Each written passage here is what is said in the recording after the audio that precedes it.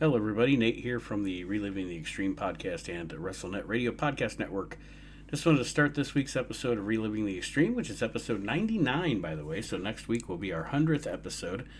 A little disclaimer. This week we had connection issues all over the place while we were recording the show. So just a fair warning, our normal, really good audio will not be there this week. A lot of choppiness. You'll find the show's a little disjointed.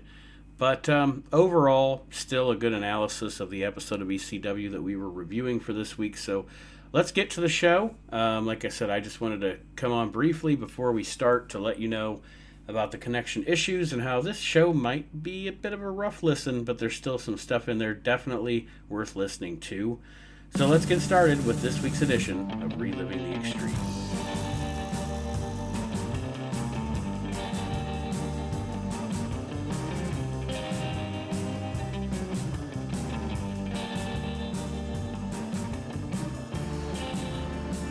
This week on Reliving the Extreme, we are reviewing the episode of ECW from February the 28th, 1995. Nate Maxson, your host, here with you, along with my brother Aaron. Hello, everybody. And a man who was nice enough to get on here with us to do the podcast right out of work, Chad Austin. Yep. Oh, you know how me and Shane Douglas do it? Working at Walmart. I'm gonna be hearing about it from people that have the Observer. Does anybody know that Chad Austin works at Walmart now? Yeah, there's life after wrestling, people. Meltzer's going to be like, we heard he was working for Walmart, or it could be Target, or he may not be working. It's one of those things, but I know it's something. Yeah, rumor has it. Yeah. An insider tells me. Yeah, I love it. And I know who the insider is working. He's so vague, you know. Like William Regal's leaving AEW, or he might not be. But something's happening. Yeah, I found my wrestling friend at my job tonight. A gay guy with yeah. a shirt on. Yeah, my wife just says, "Is it a gay guy with an NWO shirt on?" I said, "Yep." Brutus Beefcake. And then he came over, started talking to me. I never saw him wearing it, and he would have had to pay for that probably. No, he would. It wouldn't. But we started talking about wrestling.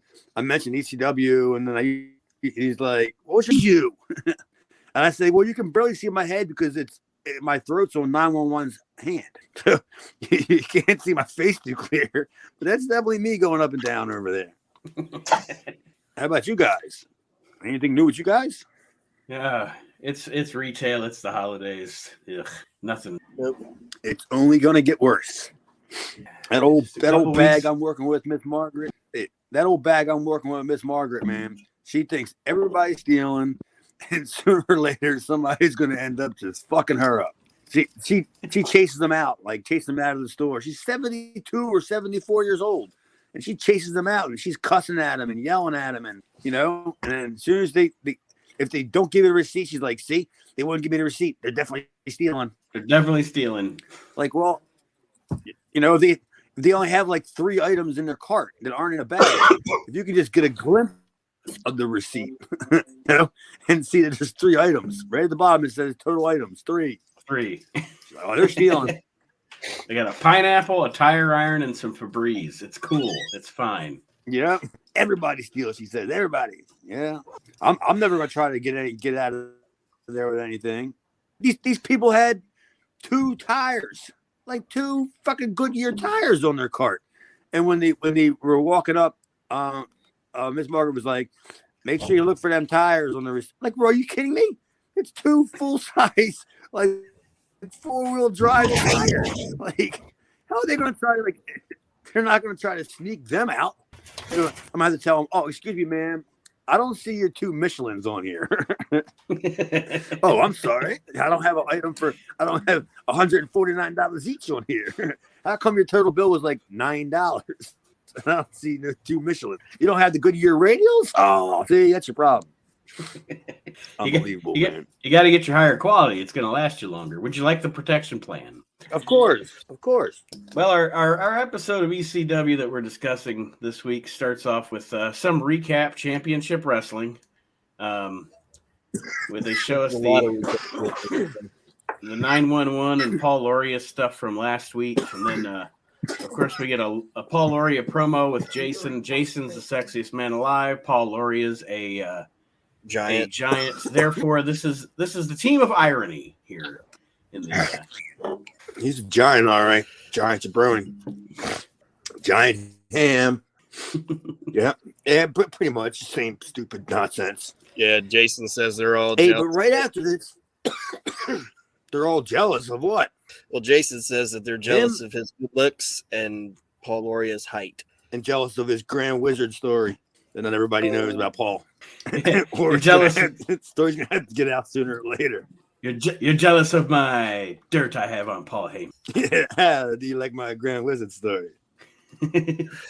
Good Lord, yeah. I mean, isn't this is pretty much the closing the chapter on Paul Loria, right? Because I'm still there and I don't remember Paul Loria after the Mikey thing, you know? Yeah, I think you're right because, like, to be perfectly honest with you, I forgot the Paul Loria stuff even happened until we started watching it. He's such a small part of the history of the company that, you know. Well, yeah, sorry. Pun not intended.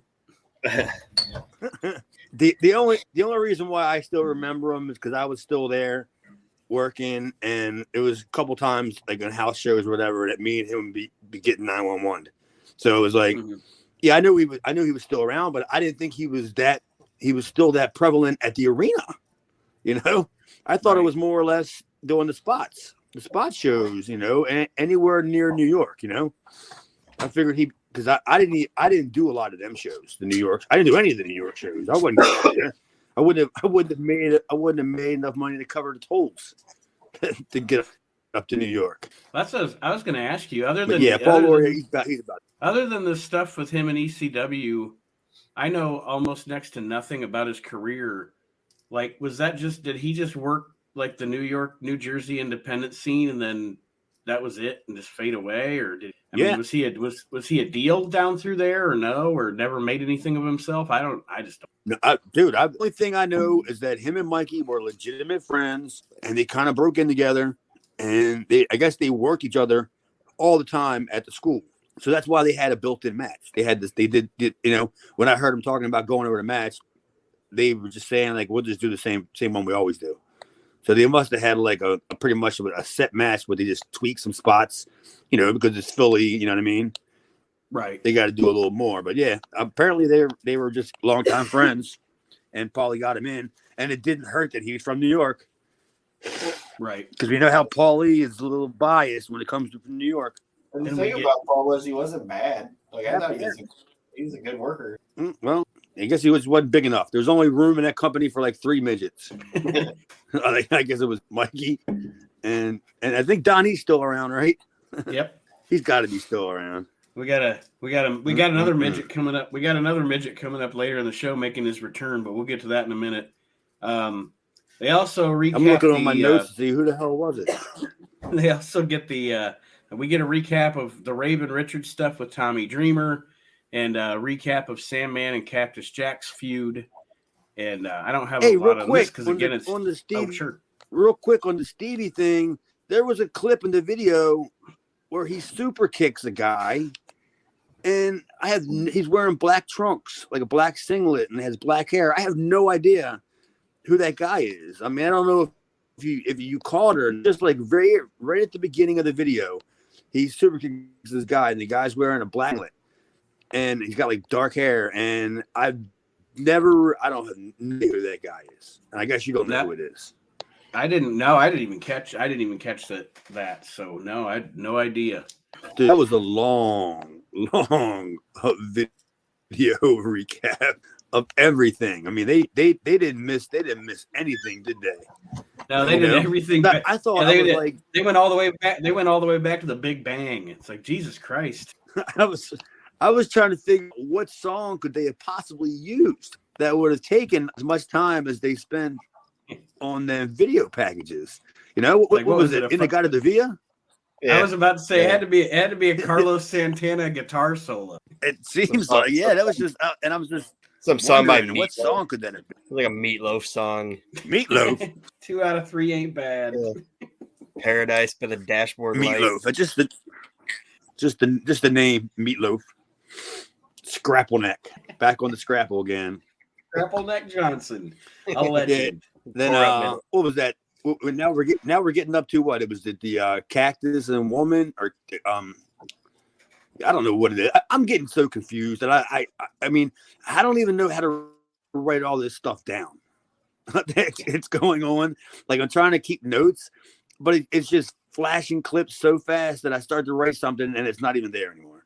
And I'm like, well, how do I describe? I'm like hoping that one of you guys will know how to describe what the hell we're watching, because I don't know if it's a video or, what the hell is this? Because we still haven't got the opening of the show yet, right? Not yet, no, because we get, like I said, we get like you said, Chad, we get a recap of all the stuff with the Sandman and Cactus Jack. Also with that one going back to the beginning of time. And then finally, we get Joey Styles at ringside introducing us to the show. The ECW crowd is chanting "Hogan sucks," and then Joey introduces Raven. Yeah, like loud, like everybody, let's do this all together now. Hogan sucks. I just wonder what started that to break that out, because we never had cheerleaders. We never needed cheerleaders in ECW. But I just wonder, like what was before the promo, whatever, whoever came out, like, you know what I mean? What was going on before, just to make the crowd just burst out in a loud, long Hogan hint? Like, did we have like another match with a Hogan lookalike or something? You know what I mean, or something, or just one guy just yelled out, "Hogan sucks," and everybody agreed. And then the rest of the people just started chanting. Good Lord!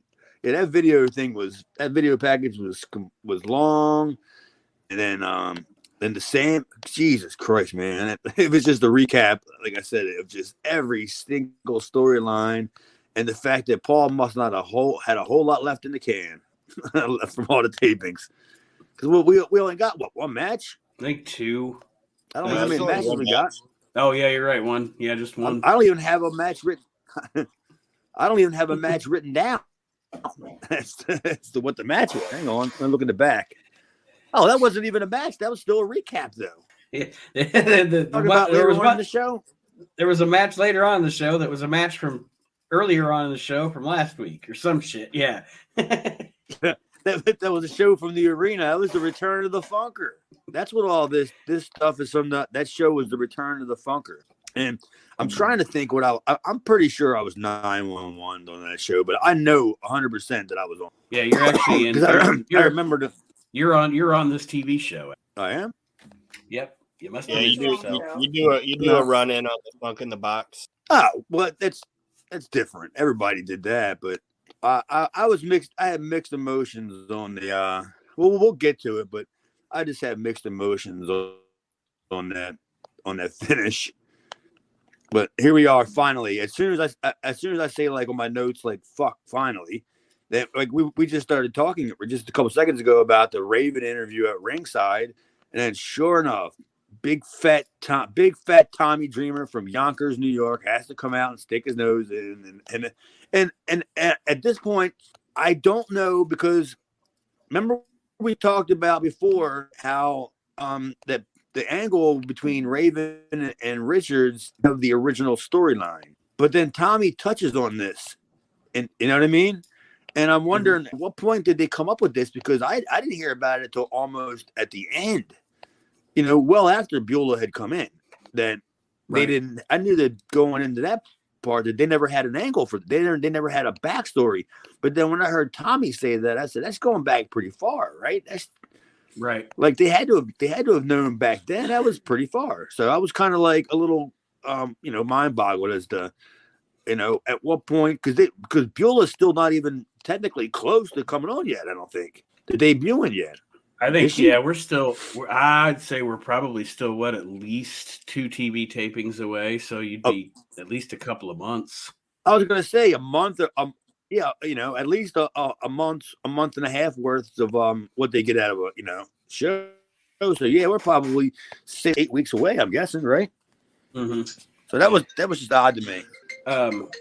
We definitely get a interview here. Like I said, like Chad said, Tommy Dreamer comes out during Raven's promo and challenges Raven, and Raven says he won't fight him back right now.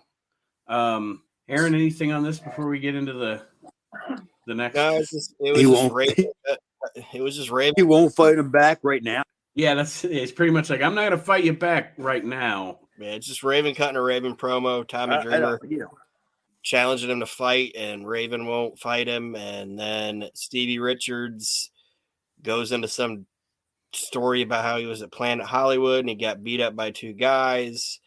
And these guys beat the shit out of him. So he thinks they can beat the shit out of Tommy Dreamer. And they're former ECW tag team champions. And then he introduces Tony Stetson and Johnny Hotbody. And there's the midget I was talking about, Johnny Hotbodies. Yeah, because I don't remember them being there either. Yeah, the Broad Street Bullies is what they call themselves. I don't remember them being there either.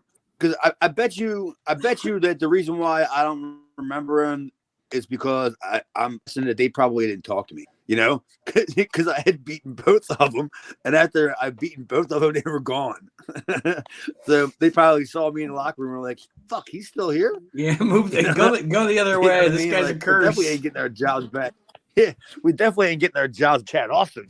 And they're probably both saying, they're probably saying that if they do give us another like night to work, it'll probably be again losing to Chad Austin. So that's when they decided to hit the hills. And there's a lot of denim in this situation. Like everybody's wearing denim jackets, denim shorts, denim shirts. I think somebody had denim shoes. Yeah, the denim debacle. Denim shoes. Is that going to be the name of the show?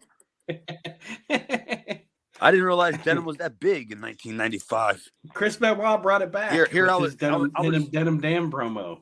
Yeah, I was still checking out the fanny packs. Those are probably denim too. I'm thinking about bringing them back. By the way, what do you think about that? An airbrushed denim fanny pack. Will you guys join with me? Probably not. Let's bring back the fanny pack. I'm gonna put that on my Christmas wish list. Actually, I probably have one from the 90s still. It's probably in my wrestling suitcase. Yeah, I'm gonna get me a fanny pack. I'm gonna look like $1 million walking around Walmart. I'm gonna leave a tag on it too. Like, you know how they leave Miss Margaret's gonna ask you to tag on their hats and stuff. Miss Margaret's gonna ask you. I'm walking around. Miss Margaret's gonna ask you to keep every time I pass in there for her. Can you keep my Brock's candy in there for you? My orthopedic soles. My Dr. Scholl's inserts. Yeah, she'll ask me for the receipt every time I walk past her. You got a receipt? I go, Margaret, I didn't even buy it here. Like, you got to show her everything, man. I wish I could have access to the microphone, just so I have play Frankenstein over the Walmart loudspeaker. Oh, I wish, if I had a wish, I'd want to see that, right? 911 just plowing through Walmart, self checkout. I bet you would get a huge pop. Fucking avocados all over the place. What do you think? Oh, the teeth fly out. Oh, she gets choke slammed out of her Velcro shoes. Her denim Velcro shoes. Poor Miss Margaret. Those compression socks. Those you choke slammed the what is it? Arthroperitis. What is it? Osteoporosis. What did I call it? What did I try to call that? Yeah. But that wasn't what I was saying at first. I don't know what they're saying. Something about an otter. Her otter and pierogies. Well, Good Lord. You just changed the name of the show. It's not denim shoes anymore. It's otter and pierogies. Yeah. So good job. Sounds like a great buddy cop movie, right? Otter and pierogies. Coming soon. Burt Reynolds. Danny Glover. Burt Reynolds and Jonathan Taylor Thomas in Otter and Pierogi. The short man. And the other one's a Polak. Otters and Pierogi. Also starring Margaret. The debut of Margaret. I bet she would have been good in like Cannonball Run. Like Margaret in the Sally Fields role. There's Burt Reynolds flying down a highway in a Trans Am with the top down. It's just him and Margaret. Or Margaret could play that old lady cop in Police Academy. Never saw it. Oh no, yeah, those are good movies. Well, the first three. Yes, No, I've never seen any of them. They just never did it for me. I guess too much fluff. too much Steve Gutenberg. Yeah, and the dude who makes the noises with his mouth, and he's not even the biz. Can't remember. Michael Winslow. That's his name. I actually saw that guy do comedy before, and most of his act is just him doing fucking sounds with his voice. So you saw him try to do You didn't see him do comedy. You saw him try to do comedy. It's like you suck like Carrot Top, and you don't even have props. Yeah, you're Black Jeff Dunham. Get off the stage, Black Jeff Dunham. A Black Jeff Dunham. Oh, the Black Jeff Dunham. Well, speaking of clowns, all we got around here for comedians is we got the other Gallagher. You guys ever heard of him? His brother. It's supposed to be Gallagher's brother. Yeah, Gallagher. You guys ever heard about this guy?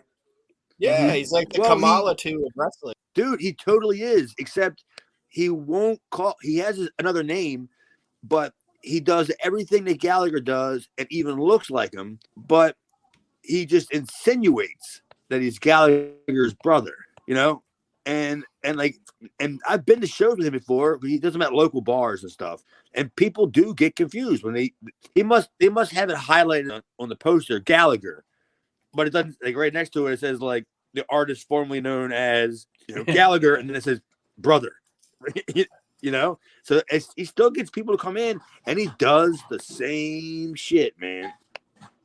But we had this guy. Did you guys ever have an insurance company where you guys live, and there's a comedian guy who his main line is "Kiss my bumper"? No, you guys never heard, huh? No, you never heard of that guy? Kiss my bumper, just kiss. We had rates as low as $99 a month. It was for people that had a hard time getting insurance because of tickets, too many accidents, or they had this insurance company, and the guy would just be like, "Kiss my bumper, just kiss it." I think I'm gonna bring that back. I think that's what Grand Wizard told fucking Paul Heyman in the woods. Kiss my bumper? Yeah. You sure it wasn't like kiss my buckle, kiss my turban, kiss my carpet?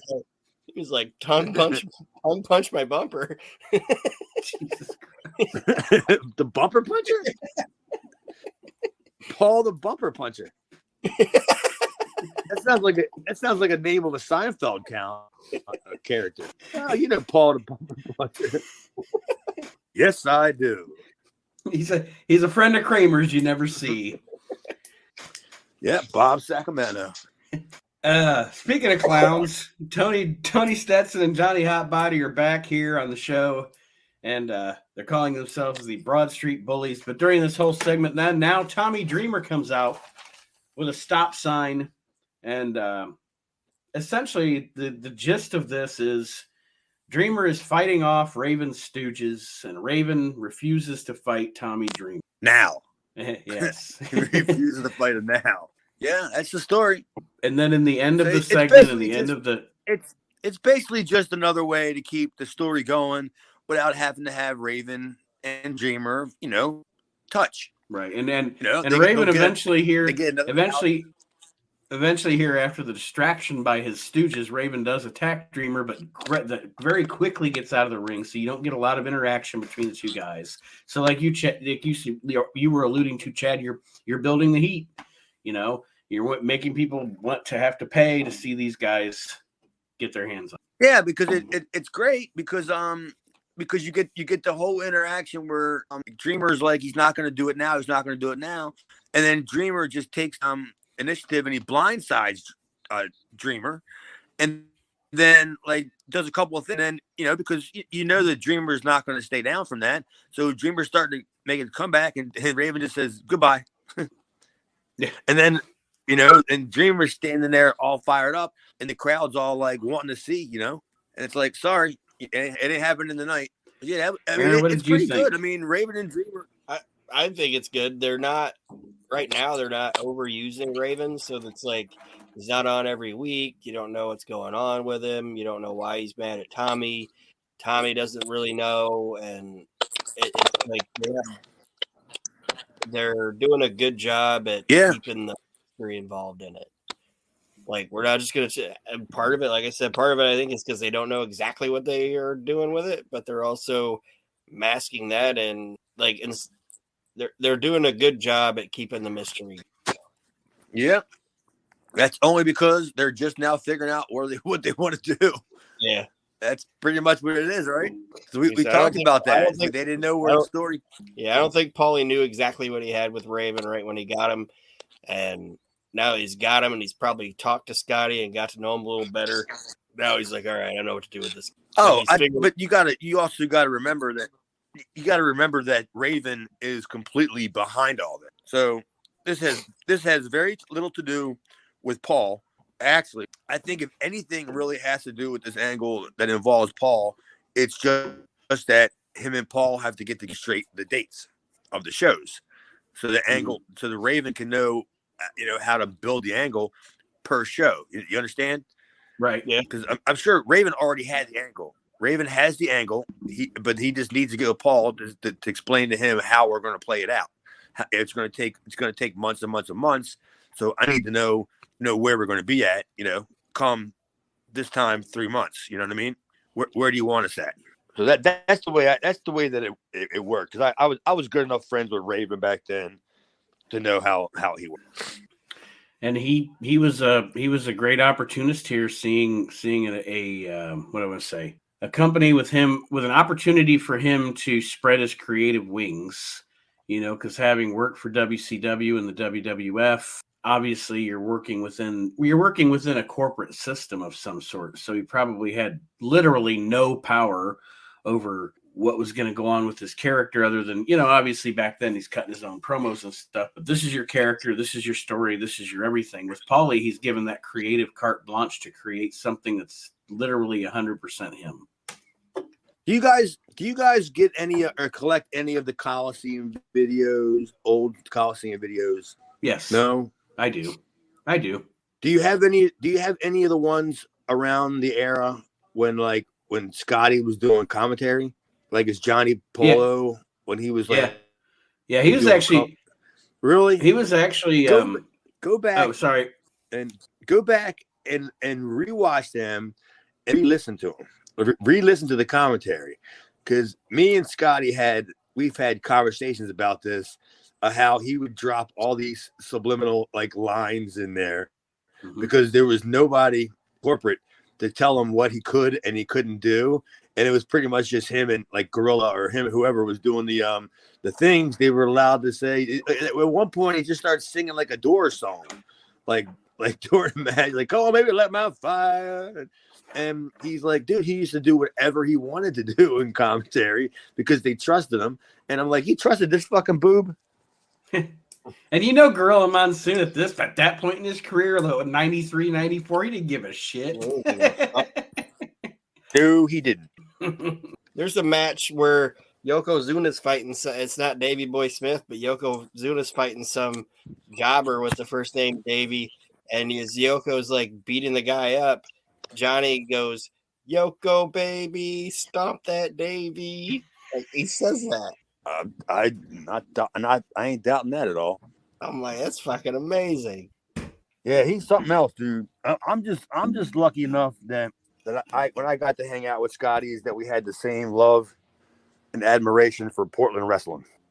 If you can find that one thing you have in common, him working there, and then him knowing that I'm a huge fan. I was a huge fan of it.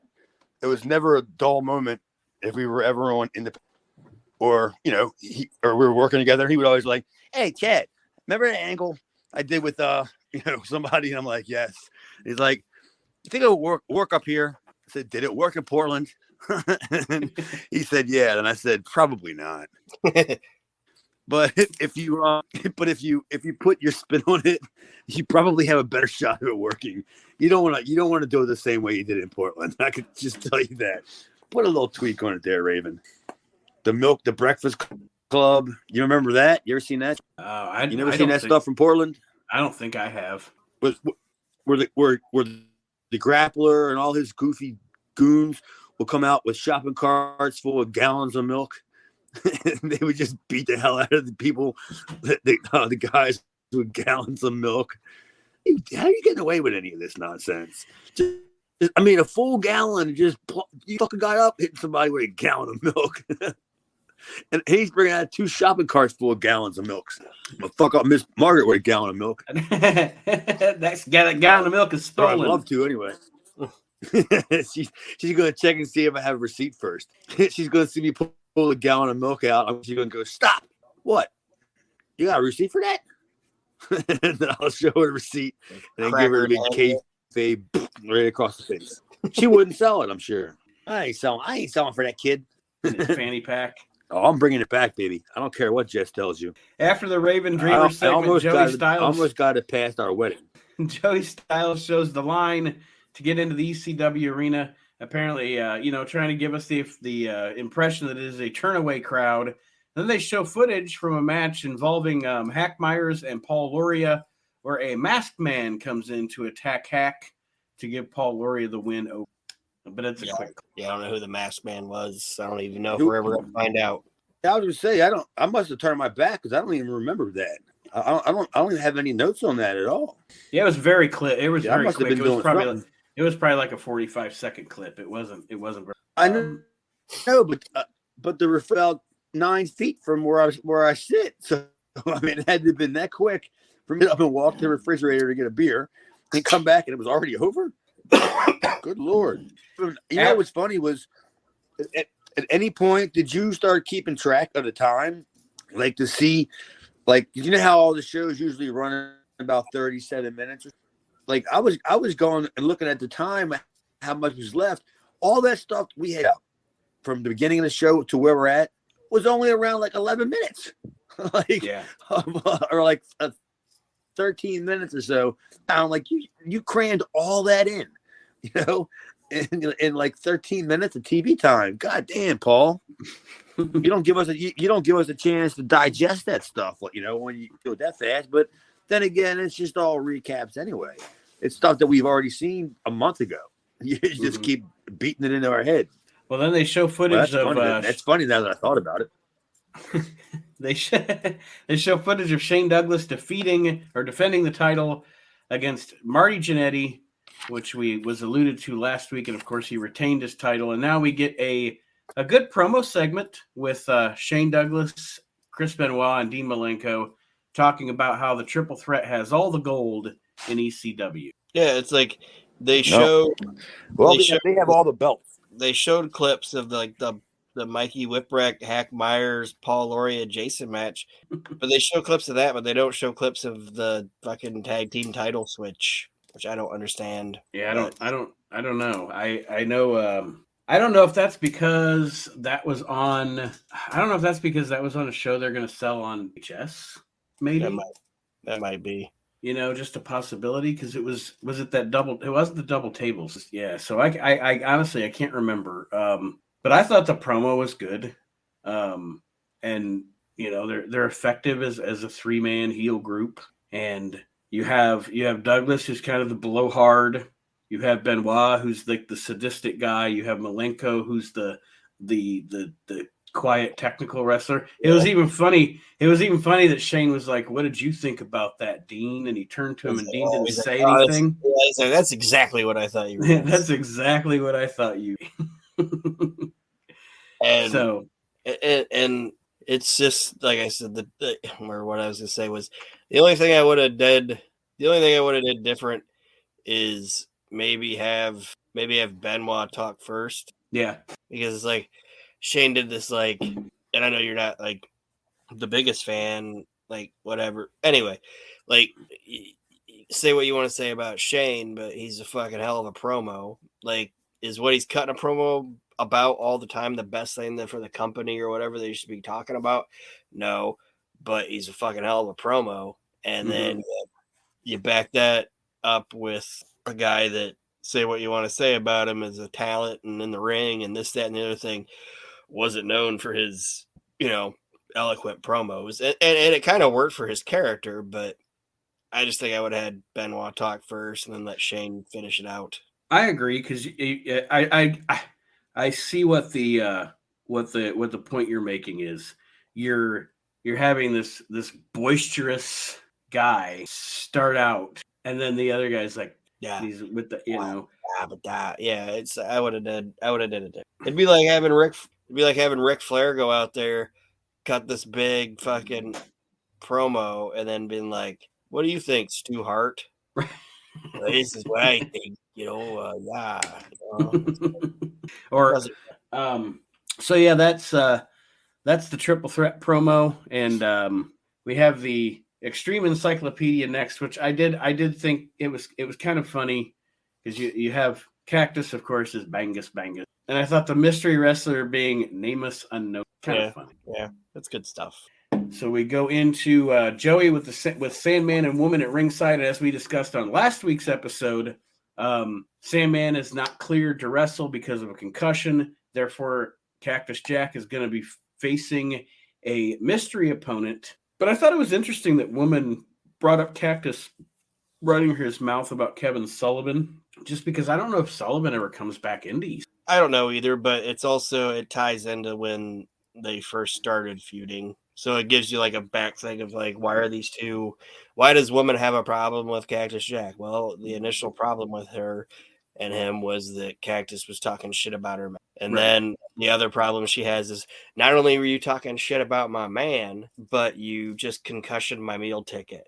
You know what I mean? Like that's the other cool thing I liked about Sandman and Woman's connection was that a lot of times when you put like a hot chick with like the guy that she's managing or whatever, it's usually implied that they're banging or whatever. Right. But Sandman and Woman were never like oh yeah, we're having sex together thing. It was like, this is a mutual business situation. You know I have a husband and he's a sick bastard, but this is my client here in ECW. And Sandman was never like, oh, I want to get it with Woman. He was like, this is my manager. She's made stars. Like, she managed Ric Flair. She managed Kevin Sullivan. She managed Doom.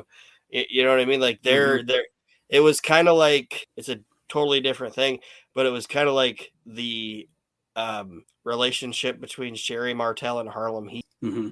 You know what I mean? Like Harlem Heat and Sherry's characters were never like, oh, they're hooking up. It was like, this is a business relationship.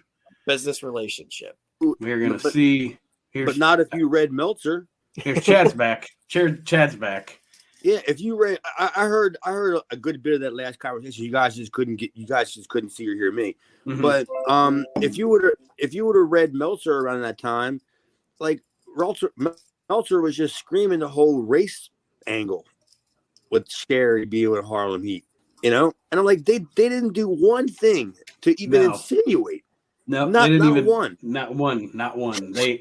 It was literally, excuse the expression, but literally they were like brother and sister. You know, there was never anything alluded to the fact that there was anything romantic. Yeah. She was literally Meltzer. Sister Sherry. Yeah.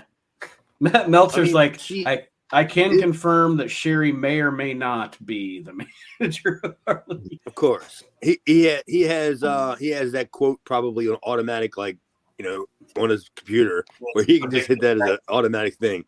It may or may not. Yeah, it was weird because when I used to hear that, I used to think like Sherry she was never linked to being with Sean, you know? Right. It was always like it was like, you know, she was like Sean's manager. She was a manager, but she was a valet. Same thing when she was with like DiBiase or anybody else. She was never linked to anybody like sexually, you know what I mean? It was like, why all of a sudden you pick her out, you know, with Harlem Heat. Ironically, the only person she was ever linked to sexually was Colonel Robert Parker. That's a reason for that. Jesus. That thing has a knee. I think I'd be linked to him too. What the hell is Aaron? The mystery opponent for Cactus Jack. I think Aaron's with Colonel Robert Parker himself right now. Taking the place of the Sandman is DC Drake. And he emerges from a box. Oh, come on. You gotta give a better build up than that. It was just DC Drake. it just you got to remember that this show was built up as a big surprise, right? It was built up as a big surprise, and he brought that big ass laundry tote out, whatever, for everybody to hide. Who else is back there? That's what I want to know. Who else is in there with you fucking guys? You know? And okay, boom. Who comes out? Funk comes out first. No, Drake comes out. Funk came out first, right? No, Drake did. Drake emerged from the box Drake first. came out first. Yeah, he gets out of the box, and I think that's where he was living. Last 11 years or whatever now. Like, but Joey made a comment about how long it's been since he's been there, and I'm like, it's probably been longer than that because DC Drake hadn't been there since the early. Like 92. He was there in like 92 when it was still TWA. 91. In 92, it wasn't anything yet. It was fall of 90 and then spring of 1 was about as long as Joel Goodhart lasted, and of DC Drake. And who did he used to feud with then? Jesus, I can't remember. He used to feud with probably. You know what I mean? Oh, he's back. The hell you doing over there, Aaron Wyatt? Just turned my camera off for a second. Told you I don't like looking at you guys when I'm pooping. How many you got? Well, we don't want to know when you're pooping. But DC Drake. We got DC Drake as the big return. Emerges from his home. Here's the deal behind. Yeah, I don't know who is the mastermind behind this. Honestly, like who do you think's the person that pushed DC Drake to Paul? Todd Gordon, maybe. Like, I'm not even who. Maybe Todd Gordon. Okay, that makes about sense, you know. Or DC maybe Drake woman. was there when Tom woman managed him, right? Maybe woman did it. Wow, I don't think so. I think it's more of a Todd Gordon. I think because they knew Funk was going to be involved, right? So I guess it goes like this: if the people were probably automatic or somebody like that or whatever, so they get a DC Drake, and then Joey tries to put it over like DC Drake, you know, be a legend from back then years ago or whatever, and then the crowd they think that that's the payoff is Terry Funk. Like, I wonder if they talked on their way out, you know, while they're hiding in the laundry bin. I have no idea what's going on at this point. I think it was actually kind of a good idea because how they did it, because it's like, oh, there's going to be this big replacement, and then you think it's going to be this big deal, and then it's DC Drake, and the crowd's just like, hi, DC Drake, and it's like, that's kind of a letdown, and you it's kind of like, well, it's a bait and switch on a bait and switch, you know what I mean? Like usually don't say it. Don't. Well, no, I'm saying like usually when somebody's gonna get don't say it. Don't say it, Aaron. Well, no, it's a hat on a hat. Yeah, kind of, but it's also kind of smart because usually when somebody's when you advertise something and what you advertise isn't going to happen, the replacement's supposed to be even better than what you advertised. And then they bring out DC Drake and his fucking hammer pants and his man tits. And they're just like, ugh, whatever. And then all of a sudden, everybody's let down. And they're like, oh, this is kind of a fucking wet fart.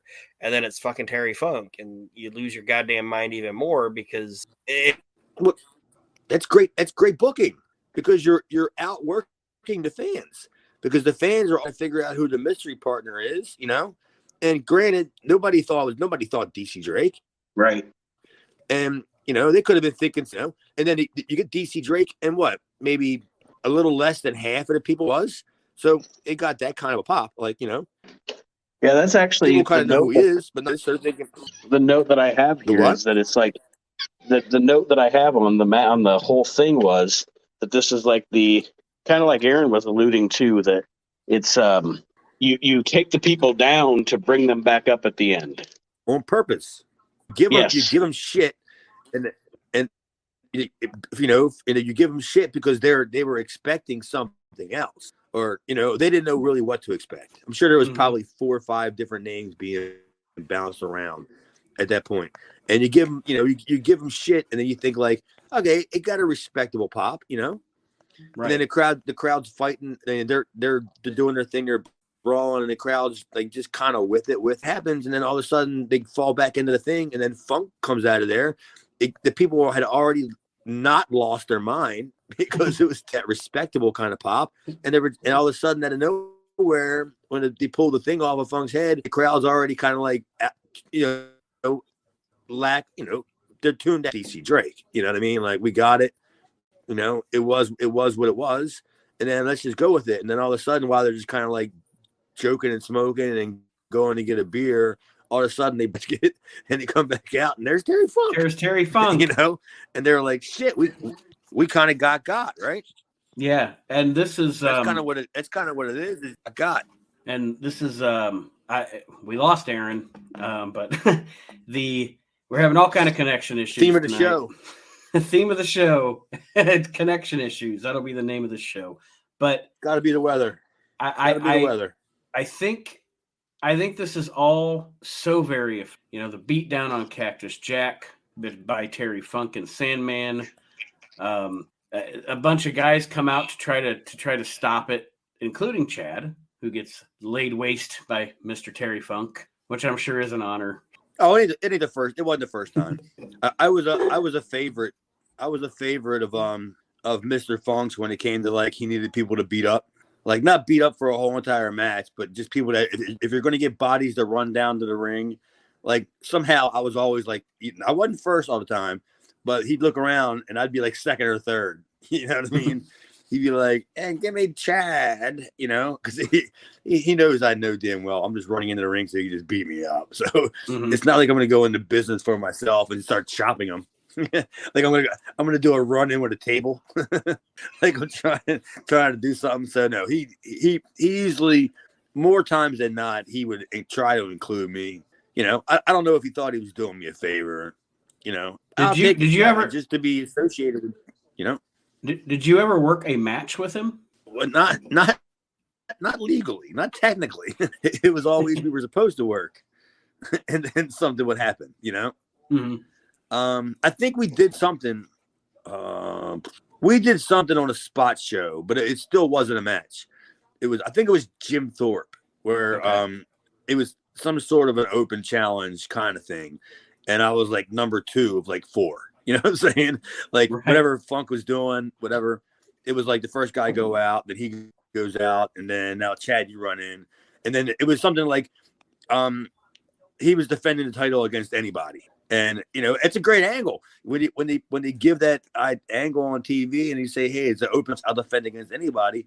Most of the time, the person they have a match with is like the guy that comes out, But when you're you have open challenge for the title, and like 8 guys come out. You know what I'm saying? Like I'm sitting in the back going, I want to crack at this, Right. And there's a couple other guys, I want to crack at this too.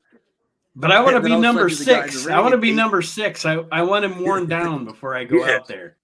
Yeah, I got dubs on 5. and you got to look at the guys in front of you and be like, no, what? I'll take 6 then. You go ahead. You go ahead. Because I know it ain't going to take him long for Hervé Ernesto. He's going to beat up Hervé Ernesto Beneficio. He's going to go back out twice before I go back out. Well, that's how the gist of it's that Funk. The gist of all this. Funk knew how to pick them guys like that. Yeah. The gist of all this, Sandman and Terry Funk are beating down Cactus Jack. A little back and forth. Cactus gets a little heat back on him a couple of times, but eventually winds up back on the mat. Tommy Dreamer comes out, canes the Sandman, and then you get the story of Terry Funk slapping Dreamer, who Dreamer obviously was Terry Funk's protege. So there's another story there. Terry Funk cuts a promo on Cactus in the ring, and then Shane Douglas comes out, and here's another story because you have the history between Shane Douglas and Cactus training together with Dominic DeNucci. And so there's a lot of great storytelling going on in like a 5-minute period. Yeah, you ain't kidding. It's like tying ends. It's putting all the players in the right spot where they're supposed to be. The time frame issues are met. They're connecting the dots, which they don't do a whole lot. And I guess because we had such a diminished, kind of roster that are full time and stuff, that Paul had time, the ability, and the know-how to make all that stuff happen. He's like, now we can start like tying all these angles together because I'm just throwing shit against the wall here, you know. And now we can just start having it all make sense. Shane Douglas again comes in, we get the idea that he's being tempted by women to join with Sandman and Terry Funk to form this great union in ECW. And instead, Shane hits Sandman and Terry Funk with the title and saves Cactus Jack. So there you go. I mean, story told. And also it gives so much more depth to the character. You know, you're not just playing we're finally getting to the point in ECW where you're not just playing the cookie cutter heel babyface. You have some shades of gray, which makes for so much more interesting. Because that's life. I mean, sure, you have your real life heels and you have your real, but you also have your real life tweeners that could go either way. I've been accused, like in my kind of situation, it's like depends on what territory you're in. If I go over to certain people's houses that Jess is friends with, and I go over there, there's a certain things that I'll say, or because I will say shit. I ain't just sitting there saying nothing. If I'm going to go over to some party or whatever, I ain't going over there to sit there. You know, I'm going to do my mingling, and I'm going to spew my garbage that I call jokes and stuff. You're going to get it all. And there's some people that like it and some people that don't like it. And ECW at this point is starting to get, they're starting to make sense. Stories they have backstories to them. They have meaning to them. You know, the stories that mean something, you know, the Raven story. Now you're starting to get, you got a big chunk of the story tonight, right? Oh yeah. A good story came out tonight when Dreamer came out during the promo and started saying shit, but we still haven't got Beulah yet. So we still got more and more of shoveling to do before we break the surface there, you know. And then it's like, and then you forget how long this story went on. Yeah, went on forever. But which is good because you could tell shows whatever. People didn't lose interest, you know. Mm-hmm. And you spawn a lot of other stories off of Tommy and Raven. Yeah, that's Raven. Raven had to, you have to have them, like it's like if you're writing an outline and you do the 1, 2, 3, then you had the by subject ABC. You know, Raven did all that shit. Like he that shit, like you gotta have. He must have knew probably, you know, when him and Tommy were going to have their 8 months, year down the road, however long it was. He must have had a timeline of how long he was going to do this. So he just had to fill in the dots, and all the dots are just, what can we do to have Tommy not get you? You know, right? That's right. all it was what do we get that we can keep Tommy from getting his hands on you, because everybody at this point, whether they like Tommy or me, because they want to see him beat you up, because you do nothing but talk shit. Every time Dreamer gets his chance to, you walk away. You know, you can get out of it. One of your two crumb bombs might get beat up, but you walk away unscathed. So it's a great story when you consider you're only running, you know, once every 3 weeks, 4 weeks, so you can keep it going on TV with just baby steps. And that's Eddie. Mm-hmm. That's shit that Paul learned in 1988 from Eddie. If you know, because you're basically, you look at ECW arena, you know how in Memphis they're going to be at the Mid-South Coliseum every Monday. You know, well, Paul's like, every 3 weeks we're going to be here, the same building. These same people are going to be here in 3 weeks, so we can't just say like that didn't happen. You know, very few times they ever just said that didn't happen, because you know. So yeah, so Paul had to connect the dots, and he did the best he could, because you know a lot of times shit happens, guys quit, you know, like Marge and Eddie, shit like that. Tully, you know, Tully don't want to do the job, that kind of stuff. So then Paul's got to figure all that shit out, but he figures it out. Yep, and overall, I would say, and I apologize to our listeners for our connection issues tonight. It is what it is. We still got a show out there.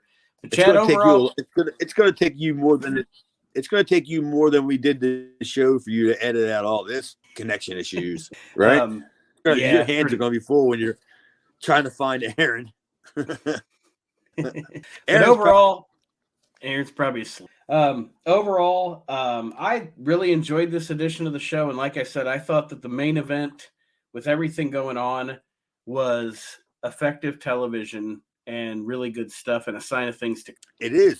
I totally liked the show. I enjoyed the show myself. And I'm not going to critique it like it was like an AEW, all work related, spot matches, and of the like. I'm not going to critique it like that at all. I'm going to critique it like it was a good wrestling that they gave you all the stories that you needed, the backstories, and it connected dots that got you a little more emotionally invested. For sure, that's what I got out of it. So I mean, it was a good show for a whole different reason than you seeing, I don't know, Benoit or somebody like that. It was a much more cerebral, physical show, in my opinion. Yeah, I agree, and good. But stuff. It was a solid show. I mean, solid C. Easy, solid C. It kept my interest for the whole. And this actually went a little bit longer than most of them do. This was like 40 minutes or 41 minutes or something like that. And I was shocked because I still had to go to work. And I put it over before I went to work. And I'm like, oh, shit, I already called my Uber? And this show is like 8-9 minutes longer than the rest of them. I ain't going to have my Uber wait outside for me that long. But yeah, it ended in time. It was a solid show. It was an easy watch, too. I'll tell you that, man. It was an easy watch. And if Aaron tells you the same thing. Yes, if Aaron was here, he'd tell you the same thing.